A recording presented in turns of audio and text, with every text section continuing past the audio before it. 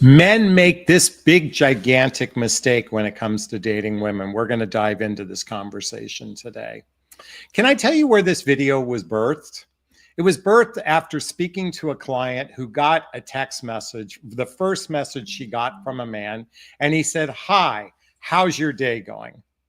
Look, I get the importance of icebreaker questions, but for Christ's sakes, we're on a dating app. We're hopefully seeking a life partner versus a play partner. Can we have some more depth than just how's your day going? Whether you're a man or woman, I recognize that this is an icebreaker question, but can we do something a little bit deeper? Can we ask a question within their profile? Can we acknowledge the person? Can we say something beyond that? That's just my opinion. You might think otherwise, but I get it. It's an icebreaker. Do you know why it's called dating? It's called dating because it was actually originally called in the dictionary, holy fucking shit, trying to figure out another human being is insane, and hence why they call it dating. So one of the most significant mistakes men make when dating women is either trying to impress them or worse, they act ambivalent with no real depth. Hence the comment, how's your day going? This approach can manifest in various different ways. They can overcompensate by, this is the ones that try to impress, they can overcompensate by expressing their material things, dominating the conversation, or presenting an inauthentic version of oneself, or it's a turnoff when they just don't act like they care. See, here's the challenge with modern dating is most of the time we're meeting total strangers. We know very little about them. We don't know their backstory. They don't know people that we know. We know very little about them. And sadly, this is the environment we live in. And this approach, the way men and women approach this oftentimes is either ambivalent, it's arrogant, or it's naive. And these behaviors can hinder the development of a genuine connection, which is the fundamental successful dating. Today's dating is often based on a short-term strategy of attraction, entertainment, romance, and physical connection, all based on pleasure. Let me repeat that. Today's dating is often based on a short-term strategy of attraction, entertainment, romance, physical connection, all based on pleasure. See, grown-ups show up differently because they have a long-term mating strategy. They are seeking a life partner. So what is this big, gigantic mistake men make? Well, I'm going to share with you 10 of them in a moment, but the one that they make is they operate very clueless. They are operating with a short-term mating strategy. Now, why do I call it a mating strategy? Because ultimately, if we want just simple companionship, connection, and sex, to some degree, the reason why dating apps and dating sites are now known as hookup sites is because most people entering into them have a short-term strategy. They only want to get their basic needs met, and it's oftentimes hyper-focused on pleasure. Or it's a form of therapy. I can tell you we have a significant population of human beings in the dating marketplace that are hurt from their past relationships. They're hurt from their childhood wounds. They are hurting and they are thirsty for connection, but they don't have the capacity to enter into a relationship from a partnership vantage point. Let me repeat that, a partnership vantage point. And why I'm targeting men in this conversation is because women traditionally do want some level of commitment. Men traditionally like the idea of freedom, but women traditionally want commitment. They want, especially when they're physically intimate with someone, they oftentimes can bond with a person. So to the men that are watching this video, I'm inviting you to step up. I'm inviting you to shift your strategy from a short-term mating strategy to a long-term mating strategy. Are you willing to do that? If you're a guy watching this, say, yes, I am willing to adopt a long-term mating strategy. But what I'm about to share with you are the common mistakes men make. And let's reverse engineer this as we go through this. So I've got my handy notes right here. So the first mistake again, the big mistake they make, they're clueless short-term mating strategy. And within that, they overemphasize on sexual topics early on. They overemphasize sexual topics early on.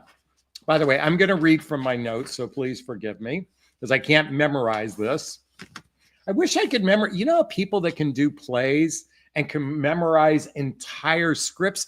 I would like to learn how to do that. If anyone has a secret of doing that, I'd like to learn that.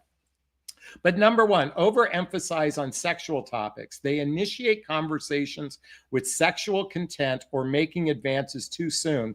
Look at, guys, it's a turnoff. By the way, it surprises me when online dating began roughly about 20, 25 years ago, and then we had smartphones. Where did this idea of sending a dick pic would actually turn a woman on? Like, I'm curious, in what universe does that actually go? A woman goes, oh my God, I want to sleep with this guy. I mean, come on. I mean, it must. Well, the question is, does it work some of the time like a broken clock? But again, I believe a big mistake is overemphasizing the physical components of a relationship. Ultimately, a relationship is built way more on the non-physical components of a relationship, like shared values, shared vision, lifestyles that are blendable. And for those of us in midlife, the biggest challenge we have is blending lifestyles together. And then most importantly is emotional maturity. And look at, men and women alike often have poor relationship skills. Most of us have not been taught healthy communication skills. If you haven't read the book Nonviolent Communication by Marshall Rosenberg, by the way, all the books I recommend are listed below in the Jonathan Recommend books. This is a critical book to have for being able to express your needs to another human being, to advocate for your needs in a healthy, non-confrontational way. Ladies, you are guilty of this. I'm going to say, all you women say to me, Jonathan, I need communication, but you're not necessarily any better at it than men. Men tend to be more logical communicators, and women oftentimes, please forgive me if this sounds like a judgment or criticism, is you can vomit your emotions in a way that we don't hear and see it because it comes to us at a confrontational way. This is why I recommend reading this book. Okay, coming back to the guys. Number two, neglecting to show genuine interest. Focusing excessively on oneself without engaging in active listening, or showing curiosity about the other person can come across as self-centered. Building rapport requires mutual interest and attentiveness. To the men and women who are watching this, I highly recommend getting this book. It's by Dale Carnegie, How to Win and Influence People. The only book you'll need to lead you to success. It's actually filled with a lot of great techniques about how to engage with another human being that's practically a total stranger. Do you know what occurs to me? We humans in the dating, mating, relating marketplace are terrible at developing friendships partially because we're hyper-focused on attraction, entertainment, romance, and physical connection. But I mean, a true friendship, it occurs to me that honestly, I think of the hundreds or thousands of people tonight that are going out on a first date, 100,000 people possibly going out on a first date here in the United States, a very small percentage of them, probably 10% out of 100,000, so 10,000 will turn into a second date. And of those 10,000 that turn into a second date, probably only 1,000 will ever make it to a 10th date. And of those 1,000 that ever make it to a 10th date, it's still probably it's probably 500 people that are going to actually have a relationship for a period of time. And it's probably half of those will be a happy relationship. I know that sounds so demoralizing. Jonathan, The odds are against us. Well, how do we improve our odds? By improving our communication skills, by improving our relationship skills, by being more diligent and asking more radically honest questions early on. Do you see this link right here, jonathanashley.com free call? Folks, my whole area of coaching is centered around discernment, how to do a better job. So of those 100,000 people that are going on a first date tonight, I bet you 90,000 of those probably shouldn't even be going on a date. Seriously, they're just not aligned with one another. So that's what I teach in my coaching. Okay, so the second mistake men make is neglecting to show genuine interest. Number 3. Inauthentic self-presentation. Using heavily edited photos or exaggerated profiles, or worse, pathetic effort on their dating apps lead to perceptions or dishonesty. Authenticity is crucial for establishing trust. Authenticity is crucial. Look at, by the way, women are just as bad at this too, is that the effort put into a dating app is either some exaggeration, like Chris Rock says, the ambassador of them best selves, or worse, it's a pathetic representation. I would say 90% of profiles I look at, it's a pathetic representation of who they are. And that saddens me deeply because it's a great medium to connect with someone, and yet the effort is so dismal, pathetic. Okay, number 4. Displaying poor manners or hygiene. Behavior such as poor table manners, uncontrolled anger can intimidate or turn off. Such actions may signal immaturity or a lack of self-control. I've been told by a lot of women, guys have shown up on dates looking ratty, looking like they just got out of bed. They look like they just got off the boat fishing. But poor manners and poor hygiene is a gigantic turnoff. I think if we're going to go through the effort of meeting someone, treat it like you would be meeting potentially a boss that you want to impress. And not that you should go out of your way to overly impress someone, but go with some, brush your teeth, comb your hair. Now, again, that's very rare, but it does happen. Oh, nose and ears here. Let me see. Do I need to take care of mine? Someone just made that comment. But certainly good hygiene and good manners makes a big difference. Now, misinterpreting signals. Okay, that's number 5, misinterpreting signals. Assuming romantic interest is there Assuming romantic interest where there is none can lead to uncomfortable situations. Listen, we got to learn to read the room. I've witnessed men be pushy. I've witnessed men, let me reframe that. I've been pushy when a woman wasn't interested. I didn't read the room well. I do believe to some degree learning human behavior, body language, that sort of thing is an art. Okay, so I'm guilty of this one. And I have misinterpreted signals oftentimes when I've drank too much on a date. Oh my God, have I made that mistake? We should even put that, I don't have that list of drinking too much, but that should be another one on my list tonight, is drinking too much is a big mistake. It sends a bad signal. I know in my own life, I once got alcohol poisoning and I acted very belligerent on a date, and she told me about the next day. I was so embarrassed. It's because I didn't have food in my stomach. But I would say over-drinking is another big, gigantic mistake to make. And plus, you set up an impression that you're a heavy drinker if you drink too much on a first date. Okay, number 7, overuse of sarcasm or irony. While humor can be attractive, excessive sarcasm or ironic detachments may hinder the development of a sincere connection. I would like to invite everyone to start speaking from their heart. Start tapping into that sincere part of who you are. And it's okay to be vulnerable. It's okay to be vulnerable. It's absolutely beneficial to be authentic and transparent to another human being. But it's okay to be vulnerable.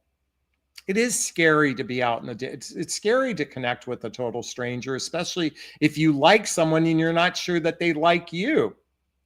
But again, I would encourage not to use humor to combat that nervousness, that insecurity, and certainly irony as well. Number 8, a lack of initiative. Failing to take the lead in planning dates, expressing clear intentions can be perceived as a lack of interest or a lack of confidence.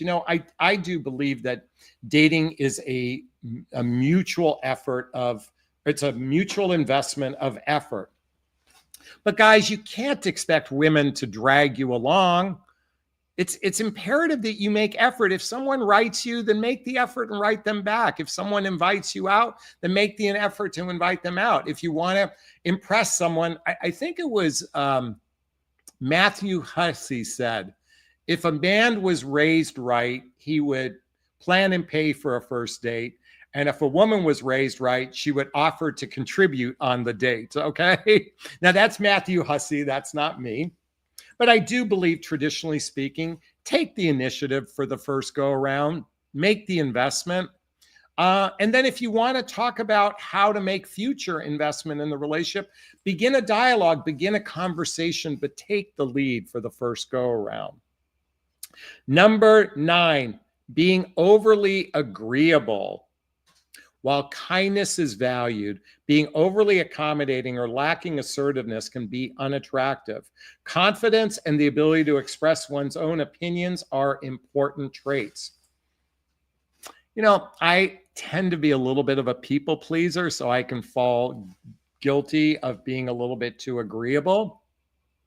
And at the same time, I do believe two agreeable people who are not doormats actually make for a successful relationship. Two people who have an agreeable personality make for a greater, more successful relationship.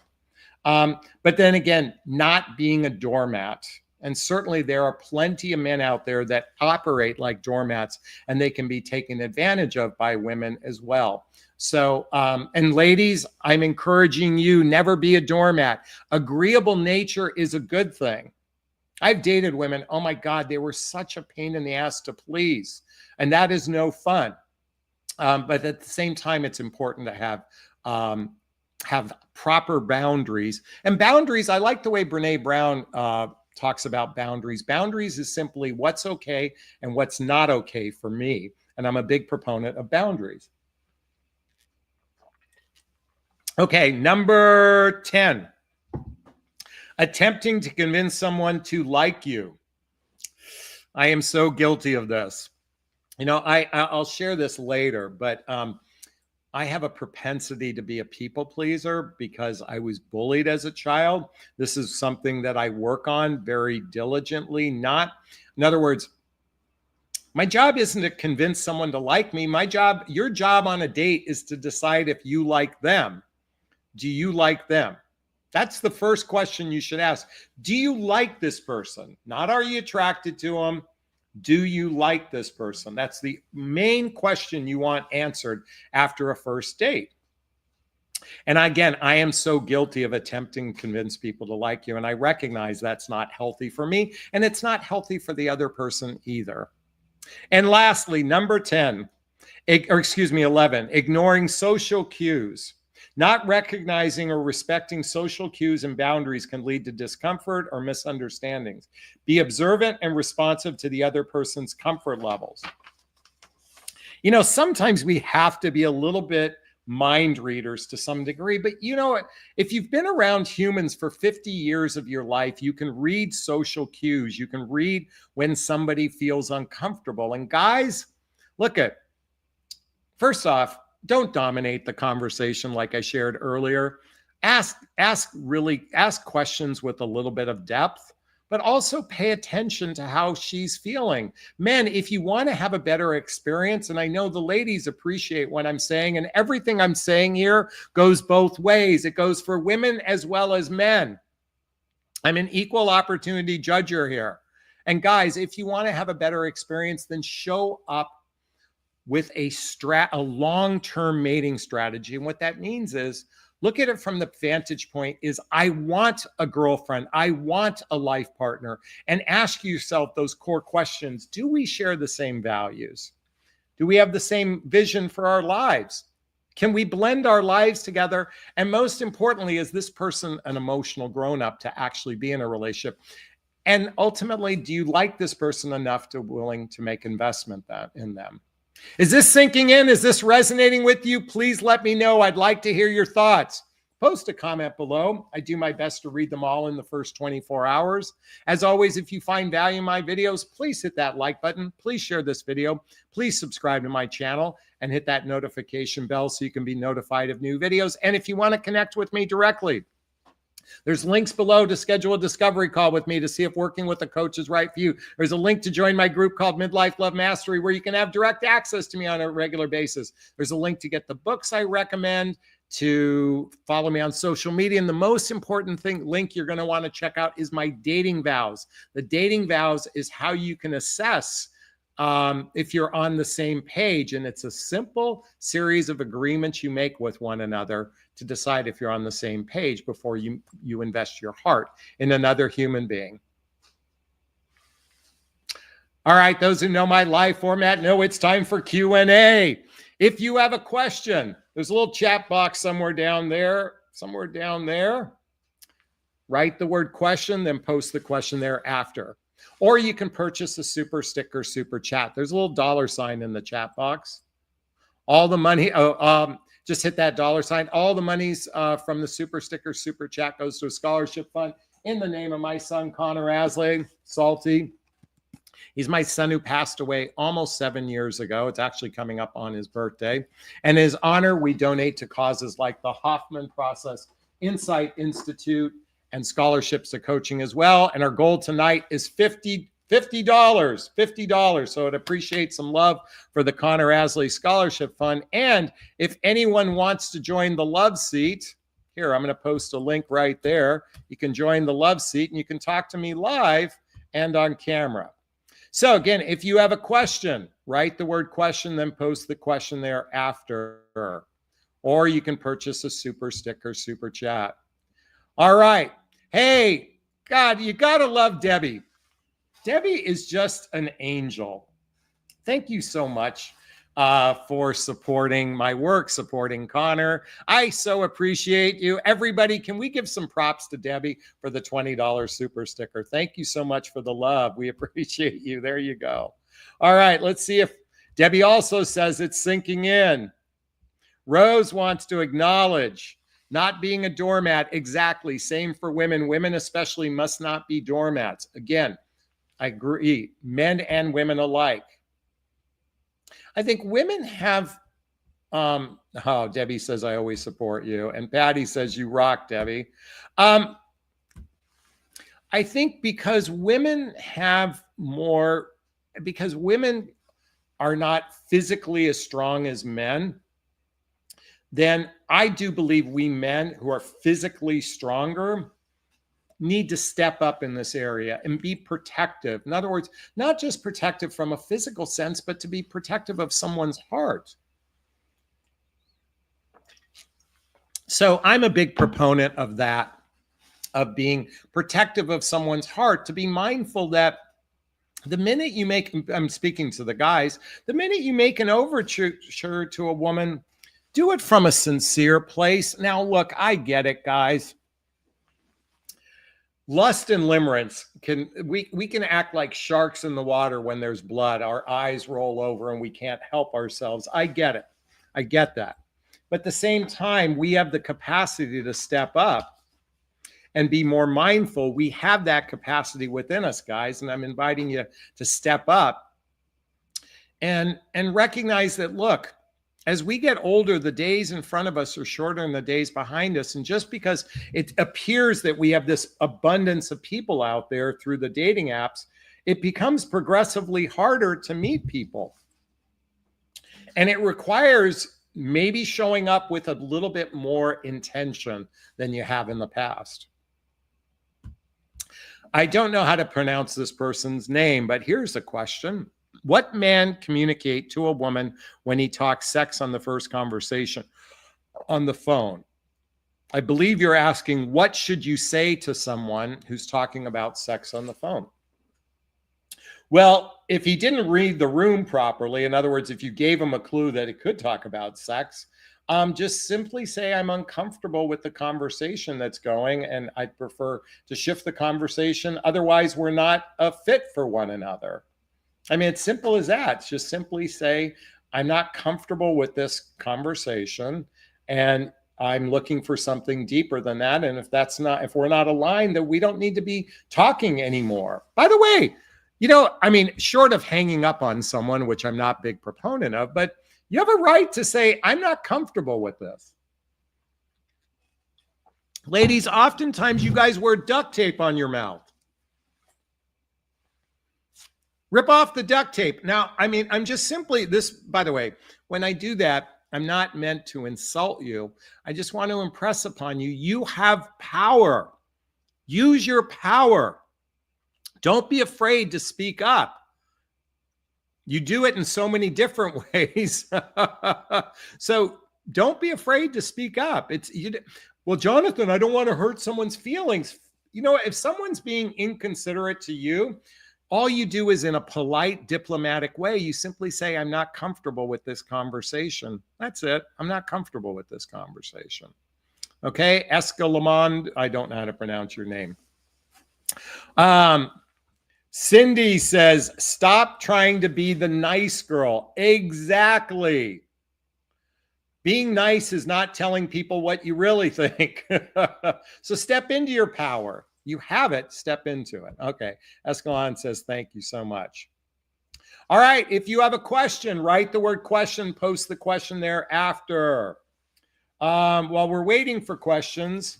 Oh, and Cindy also points out, it doesn't have to be dramatic or mean. Exactly. It doesn't have to be dramatic or mean. Listen, just because someone offends you doesn't mean you have to get down to their level and act, and to meet them at that level. By the way, if you want to join the Love Seat, click on the link I just posted, and I'd love to have a conversation with someone. So we had a question come in. Jonathan, whenever I express my needs early on, I worry of scaring people off. How do I share what I want without pushing someone away too soon? Okay, that kind of illustrates what we were just talking about. I want you to sit with your heart and ask yourself, what do you need in this moment? So if you're going to express something, identify where that need is coming from, and you can just express it in a diplomatic way. You can express it in a calm, sincere, loving way. And again, not everybody, your job is not to impress someone. Your job is to operate from your heart. That's my invitation for you. Okay. Okay. Okay, let's see. We got some questions here. FYI 1993. How do I explain whenever I reach out to him, he's very warm and welcoming, but he doesn't initiate so much often, just responds, get involved when we talk for hours? Well, I would first want to know, are you in a significant relationship with this person? Is this someone you're beginning to talk to? I believe if you are in a relationship with someone, I'm assuming you see each other on a regular basis, and you can simply make a request. I simply have a request that you initiate communication. I feel like I'm the one driving the bus in this area. Would you be open to taking turns initiating communication? You can make a simple request. If it's right in the beginning stages of dating, and you haven't met each other, I'm just speculating here, then plan to meet one another. But Jonathan, we live hundreds of millions of miles away and we can't. Then don't engage with someone you can't meet and start spending regular time with. It's not worth it. Otherwise, they're just a pen pal. Okay, FYI. Eva says, you're absolutely right, but sometimes we just let the guy lead the conversation. I listen, but I won't say much because I want to hear what he's all about. Again, I think a healthy conversation is being inquisitive about each other. That's how you build the deeper roots of trust, by being inquisitive about each other. So Ava, I appreciate that, and I'm in agreement. Okay. Sabrina's in the house. I've come up against a strange thing that ChatGPT understands and reinforces me better than the guy I'm dating. And I've even said this to him. I'll just go get advice from ChatGPT. Does that mean, okay, there is, okay, you now opened a can of worms. Okay. Hold on one second, because there is this ChatGPT video. Oh, shoot. Where is it? Oh, darn. It didn't show up. Okay. Let me do it again. Hey, chat. Such a rough day. So my boss is talking about firing me because I show up late to work every day and he thinks I'm lazy. Ooh, that can be tough. It sounds like you're being unfairly judged, and that can be frustrating. You get me. If you're putting in the effort, but your boss sees it differently, it may be about a disconnect in expectations. I mean, I'm not going to lie. There are times where I'm pretty lazy at work. I get it. That's totally normal. Everyone feels a little lazy sometimes, especially if you have a boss that may be emotionally draining you. You maybe are actually tired of a system that's not rewarding you or see your worth. Exactly. Tell me more and I can help you work through it. No, thanks. That's all I needed to know. Anytime. Okay, so this is a parody on ChatGPT, but I want to tell you, Sabrina, ChatGPT is designed to tell you what you want to hear. It is a yes man. It is like the best therapist on the planet, because you could just say, I'm a piece of shit, and ChatGPT would say, no, you're not, you're wonderful. And I'm being a tongue-in-cheek here for a second. So ChatGPT is designed on some levels to reinforce to be a Pollyanna. That might be the best way to put it. As my friend calls it, a yes man. It's designed to make you feel better. So be careful, because it's a false sense. It can create like in that case of what you just witnessed with that video. The parody was ChatGPT was letting her know, the woman was saying, well, I can be probably pretty bad at work. That's okay. It's understandable you're bad at work. It didn't say fucking, pull up your britches and do your shit. So anyway, Sabrina, I just thought you'd get a kick out of it. I'd like to hear what you thought. Okay. Oh, FYI wants to come back and say, you're right, we haven't met yet. FYI, is this a long distance dating? I think he's involved with somebody else, or maybe even married, possibly.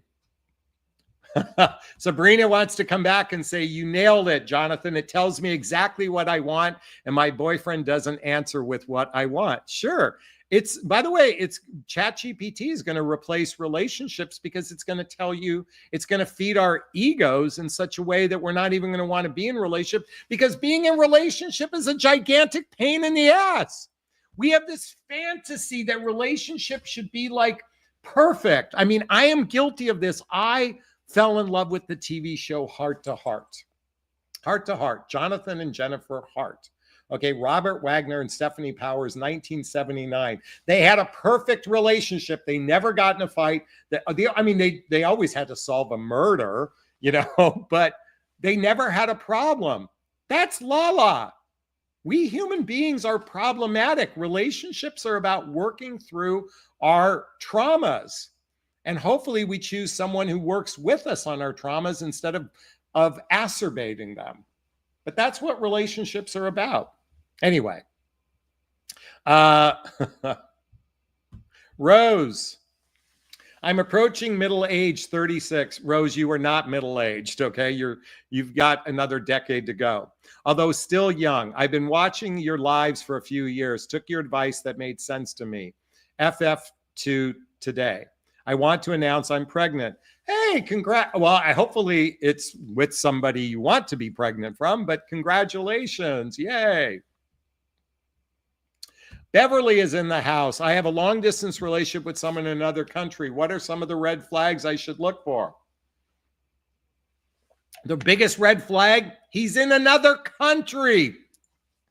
You're not in a relationship with him. You're most likely in a cyber relationship with him. You know what? Until it's face-to-face, until you've spent 100 hours of face-to-face time in a variety of different circumstances over a number of different days, and then you spend 200 hours of face-to-face time in a variety of different circumstances through a number of different days, and then you spend 300 hours of face-to-face time in a variety of different circumstances over a significant number of days, you won't know who this person is. But Jonathan, we talk on the phone all day. He texts me all day. How's your day going? Did you have a good day? I hope you had a good day. Tell me all about your day. Oh my God, I wasn't having a good day. Oh, I'm so sorry you didn't have a good day. Tell me about it. I want to hear about your day. Oh, I'm so sorry you didn't have a good day. Let me blah, blah, blah, blah, blah, blah. That's what a long distance relationship is. Okay. Until it's face to face, your red flag is the distance. Because you're not there in his life, seeing his life. He's not seeing your life. You're not actually engaging in each other other than, how's your day going? No, tell me about your day. Oh, Rose says, I'm pregnant with a healthy partner. By the way, thank you for allowing me to be a little bit dramatic there. I was intentionally dramatic to prove a point. Okay. Long distance from another country, it's like 1/10 of 1% chance of it succeeding from a long-term perspective, because you guys are mostly attracted to the fantasy, not the real nuts and bolts. I mean, unless you guys met here and then it went long distance, which I presume that wasn't the case, but that's just my 2 cents on it. Okay. Gina's in the house. Question. The guy posted on his profile that he wants a Christian woman who doesn't drink and claims he doesn't drink. I'm not Christian and I drink. Went out once, he drinks. Continue to date? Well, it sounds like he's disingenuous. I mean, if he said he wants a Christian woman and you're not Christian, and if he says he wants a woman who doesn't drink. Oh, and he claims he doesn't drink, but he drank. I would ask him about that. I'd be curious, but I wouldn't invest in someone who blatantly seems disingenuous. Joe Daisy says 36 is middle-aged if your life women's life expectancy is 80, I think 81 plus years old. So we're right on the cusp there anyway. Okay. A man who talks sex on the first phone call, is he communicating that he wants no commitment? No, he's just communicating he wants sex. Okay. Now, would he commit to someone he has sex with? We don't know that. But in other words, if he's communicating about sex, it means he wants sex. Okay. If he's most likely have a long-term mating strategy, he's focused on other things beyond sex. Okay. Jess is in the house. Aside from meeting for coffee, restaurant, what are some other places you'd like to meet for a date? Let's see. I've met at the beach. I live at the ocean. I mean, I can see the water from where I live. I like meeting at the pier. I like to meet at a park. Have I met at a park? I've met at a park once. I've met for mostly walks at the beach, but a park would be another good place. Oh, I met someone at a shopping mall, and then we walked around and then went to a restaurant, but we first walked the mall first. That was kind of fun. I've met people while they're out with their friends. Okay. When I first got divorced, I remember early on, I'd say, and this is, mind you, I was in my 40s. I'd say, hey, I'm going to be at such and such restaurant with some friends. Any chance you could be there at such and such restaurant with friends? And I've done that not dozens of times. It feels, at least a half a dozen times in my life. And that's been kind of nice. It's much harder at this age because I don't socialize at that same level, but those are a couple things you can consider. Beverly is laughing at my comment. Thank you so much. Rose wants to come back and say, we are happily expecting the pregnancy. Your biggest advice that worked on me, stop pussyfooting around and be upfront and intentional with what you want. I tongued him down on the second date and the rest was history. Now, tongued him down. Okay. I can take that a lot of different ways. So, but I appreciate that. I'm happy for you. Thanks for sharing that. And Rose goes on to say, thank you, ladies. Appreciate the well wishes. All right. Okay. Beverly does want to let me know that this long distance other country, they did meet in person for some time. Again, that means right now your relationship is on the telephone. It's not real until you spend regular time together, doing shared activities, hobbies, mutual interests, spending time with family and friends, traveling together, teamwork, building skills. That's how a relationship is built.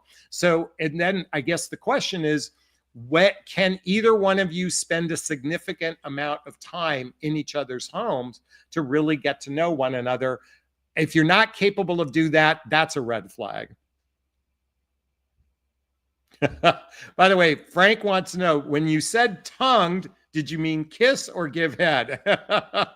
And she comes back and say kiss. Okay. Patty wants to go, but Jonathan. Cindy wants to know. You get into relationship with people to show you aspects of yourself that still may need healing and maybe what you need to learn about yourself. And if you get the right partner, that's golden. Amen, amen, amen, amen. Exactly. All right. If you have a question, write the word question, post the question thereafter, or you can purchase a super sticker, super chat. Again, all the monies from the super sticker, super chat goes to a scholarship fund in the name of my son, Connor Asley. Okay, another question came in. Jonathan, I just want to find real love. No games, no drama, but it seems like so many people are playing around. Is it actually possible for me to find a real connection without pretending to be someone I'm not? All right. Good news and bad news. The good news is the answer is absolutely yes. The bad news is we have a significant percentage of the population that is wounded, both men and women alike. Percentage of that population has poor relationship skills. And oftentimes they're driven by the entertainment and pleasure of a relationship and not the real building blocks. So to answer your question, when you get crystal clear on who's compatible with you, you operate from a place of intentionality. You ask deeper questions. You take good care of yourself. All of these things. You show up as your best self. That puts the odds in your favor. Look, it's the Hunger Games out there. It is the Hunger Games. But if you want to increase your odds, then do the things that put the odds in your favor. Get crystal clear on who's compatible with you. Get crystal clear on your core values. Get crystal clear on your must-haves. Get crystal clear on your deal breakers. And deal breakers that you can figure out on a first date, not something you figure out 5 months in. Get crystal clear on the vision you have for a relationship, your relationship vision. Get crystal clear. Improve your communication skills by reading the books like this book. Get better at communicating. Do therapy. Heal your childhood wounds. All of these things put the odds forever in your favor. Okay. All right, we have another question. Jonathan, I keep seeing patterns in my relationship where I end up chasing love. Even though I'm aware of it now, I still fall into it. How do I break the cycle for good? So it reminds me of a poem, and I'm going to butcher it a little bit, but it goes like this. Someone write this down. My autobiography in 5 short chapters. My autobiography in 5 short chapters. I want you to go Google this, okay? But it goes something like this. I'm walking down a street. There's a deep hole in the sidewalk. I fall in. I'm lost. I'm helpless. But it isn't my fault. It takes me a long time to get out. Chapter 2. I walk down the same street. There's a deep hole in the sidewalk. I see it there. I still fall in. It's a habit. It's not my fault. It takes me a long time to get out. Chapter 3. I'm walking down a street. There's a deep hole in the sidewalk. I see it there. I still fall in. It's a habit. It's my fault. I get out immediately. Chapter 4. I walk down the same street. I walking down the street, same street. I see a hole in the sidewalk. I walk around it. Chapter 5. I walk down another street. So to answer your question, if you're aware of a pattern, then you have the capacity to stop before you fall into it. It takes willpower. It takes discipline. So I have a pattern of chasing love. Well, then you have to bite your tongue and not chase. That takes discipline. Discipline is doing what you don't want to do. Discipline is about willpower. We all have the power to make a different choice. If you know that you have a pattern, then at least if you know you fall in. And by the way, the key point between chapters 1 and 2 and chapter 3, chapter 1 and 2, it's not my fault. In other words, victim consciousness. Chapter 3 is taking ownership of it. So you take ownership of it and you say, I'm not going to fall into the hole again. And that's my invitation for you. So that was a great question. Thank you so much. And Debbie wants to mirror that back to us. Willpower. Exactly. Willpower. All right. If you have a question, if you want to join the Love Seat, I just posted a link.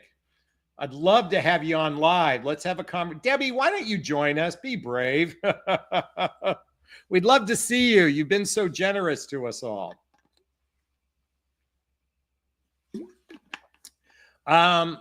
Frank says, that's what I brought here. I was doing searches for emotional pain. Then I saw you were live. Oh, okay. Thank you.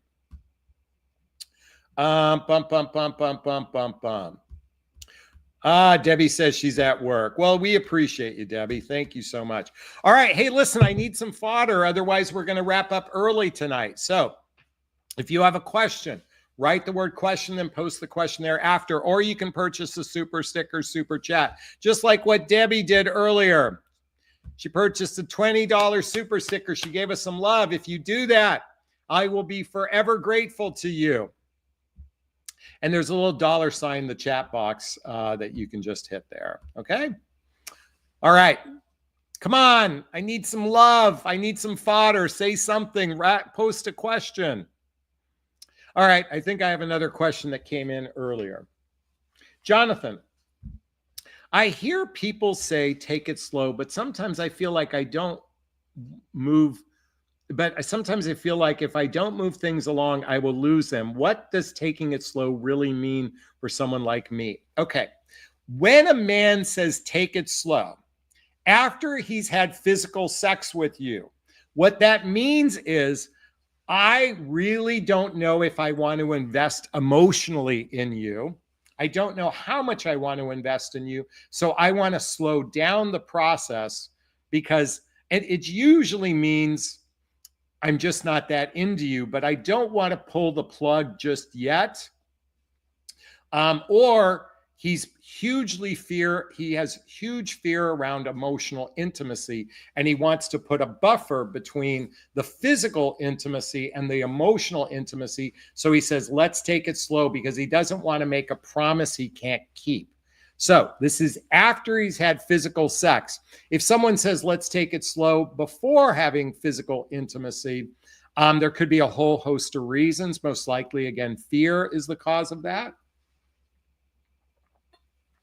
But it's the fear of making a promise they can't keep. Women tend to project a future with someone, and a man wants to avoid that projection of some sort of future.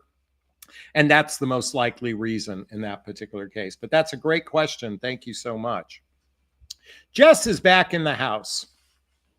Question, have you ever had a date walk out on you on a first or second date? You know, I've been stood up once for a first date. I was stood up for a first date. I've had plenty of women that show up late on a first date. That annoys the fuck out of me because I'm ultra punctual. And I had one woman stand me up on a second date. That really pissed me off because she made up this excuse. My girlfriend needed me. I'm like, I drove somewhere to meet you somewhere. And you could have at least, listen, if it was your boss that you had a meeting with, you would have texted your boss. I think if you don't treat people with respect the way, I knew she said she had an emergency with a girlfriend, but you know what? Her girlfriend, she could have told her girlfriend, I need a quick 5 minutes to send a text message to somebody because I have a date. That's what a classy person would do. But that shows a lack of respect and consideration. But no, I don't think I've ever had someone walk out on me. But I had one woman say, look, I have no chemistry. I had one woman say to me in the first 10 minutes, I have no chemistry with you. We ended up having a nice cup of coffee, and that was it.